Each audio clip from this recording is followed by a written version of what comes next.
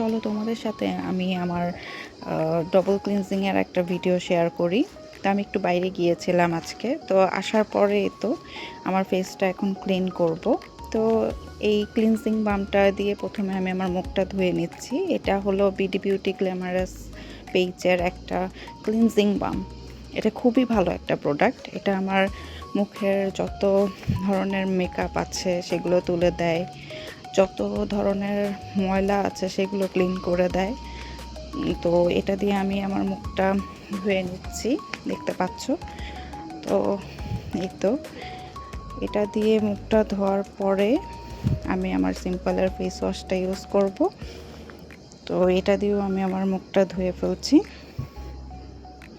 তো এই তো ডবল ক্লিনজিং আমাদের আসলে প্রতিদিনই করা উচিত, কিন্তু যাদের ফেস ড্রাই তাদের প্রতিদিন না করলেও অ্যাটলিস্ট ফেস ওয়াশ দিয়ে মুখটা ধোয়া উচিত। তো এটাই ছিল আমার ডবল ক্লিনজিং করা video. Okay, bye. Hi everyone, আজকে চলো তোমাদের সাথে আমি আমার ডবল ক্লিনজিংয়ের একটা ভিডিও শেয়ার করি।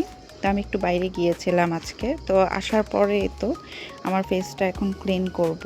তো এই ক্লিনজিং বামটা দিয়ে প্রথমে আমি আমার মুখটা ধুয়ে নিচ্ছি। এটা হলো বিডি বিউটি গ্ল্যামারাস পেজের একটা ক্লিনজিং বাম।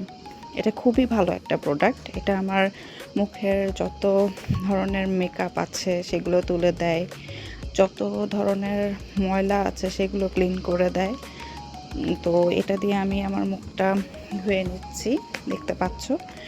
তো এই তো এটা দিয়ে মুখটা ধোয়ার পরে আমি আমার সিম্পলের ফেস ওয়াশটা ইউজ করব। তো এটা দিয়েও আমি আমার মুখটা ধুয়ে ফেলছি। তো এই তো ডবল ক্লিনজিং আমাদের আসলে প্রতিদিনই করা উচিত, কিন্তু যাদের ফেস ড্রাই তাদের প্রতিদিন না করলেও অ্যাটলিস্ট ফেস ওয়াশ দিয়ে মুখটা ধোয়া উচিত।